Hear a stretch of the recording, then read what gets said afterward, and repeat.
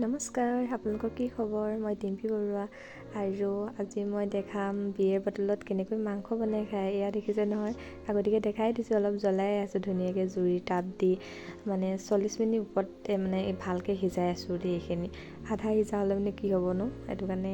আৰু বস্তুটো পাতলা হয় যে, সেইটো কাৰণে কিন্তু ধুনীয়া সিজে। তাত নিসিজে বুলি মানে সেইটো ভয় কৰিবলগীয়া একো কথা নাথাকে। ইয়াত মই লৈছোঁ ব্ৰইলাৰ মাংস আৰু তাতে নিমখ জলকীয়া অকণমান দিছোঁ আৰু তেল হালধি ধুনীয়াকৈ মিক্স কৰি লৈ আদা নহৰু অকণমান খুন্দি দি দিছোঁ। তাত বেলেগ একো মছলা দিয়া নাই। ধুনীয়াকৈ পুৰিলোঁ, পুৰি পিনি হেৰি হৈ গ'ল আৰু নমালোঁ। তাতে অকণমান বিট দি দিছোঁ, ৰেড চিলি দিয়া নাই। আৰু পোৱালি একদম খাবলৈ টপালি আছে।